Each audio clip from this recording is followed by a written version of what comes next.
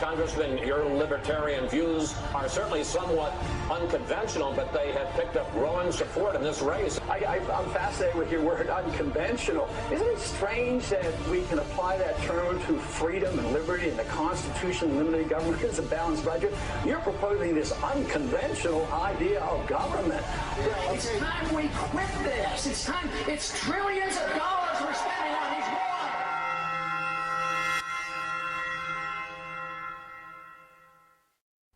Another question. Mr. Paul, why is the media ignoring you to the extent to not mention you at number 2 in the poll? They mention number 1 and 3. Why? Good question. I don't know if I have the answer because we have to ask those who do those kind of things. I believe personally that I am gaining recognition in the campaign, and it's a threat to a lot of people.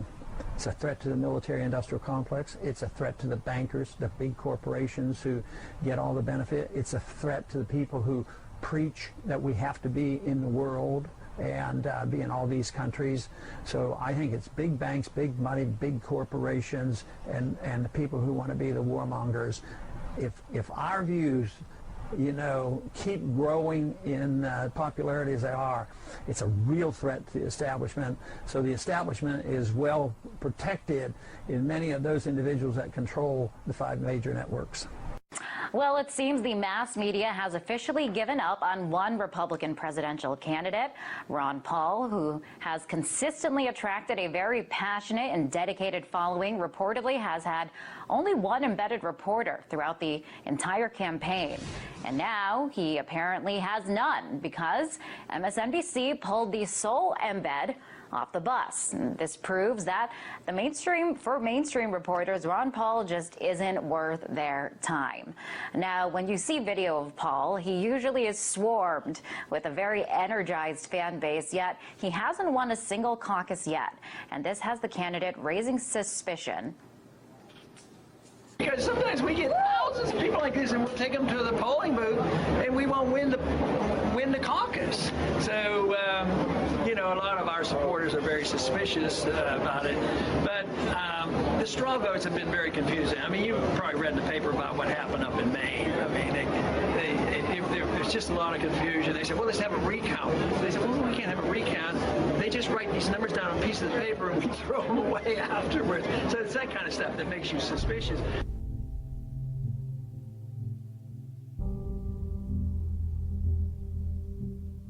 Tonight, Maine's Republican Party announced Mitt Romney as the winner of their caucuses. That winner is Mitt Romney.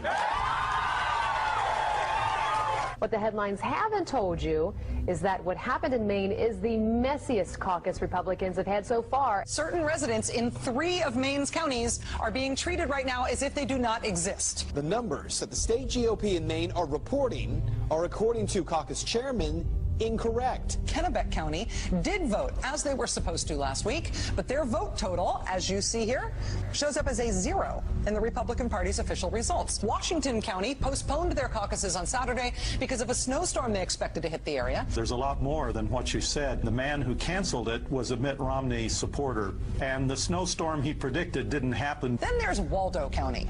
Even though nearly all Waldo County towns held caucuses on February 4th, here's how most of Waldo County's votes look in the official Republican Party's results list. 0 votes. Waldo County, where voters from 18 towns gathered for municipal caucuses. I talked with Matt McDonald, a pastor of a small community church in Belfast.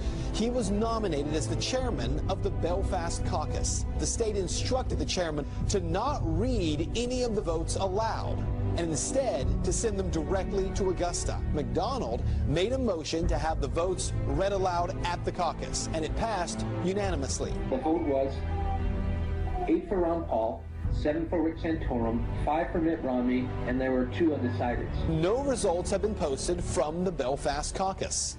The lady on the line said that she had received our tallies, our votes, but hadn't recorded them online yet, and she said Romney with 9, Rick Santorum with 5, Ron Paul with 2. Well, of course, those were not the right numbers, and I told her. And she said, well, those are the numbers we have.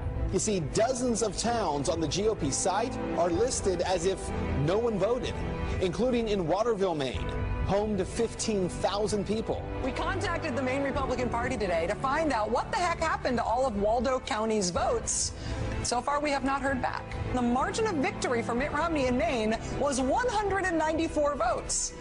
That's called a hair. On every occasion, the votes that were lost were Ron Paul votes. In one case, the votes were actually transferred from paper to electronics, and the lady doing the transfer was a Mitt Romney person. Remember what the establishment said about Reagan? He's radical and out of touch and dangerous. It's the same thing the establishment now says about Ron Paul. What's so dangerous about him? He wants a return to the Constitution. And though the Constitution is our founding document and embodies our first principles of limited government, sound money, and personal freedom, we've drifted so far from it that a return to those principles would indeed mean substantive change to the government. The only danger Ron Paul represents is to the establishment that fears its own loss of power.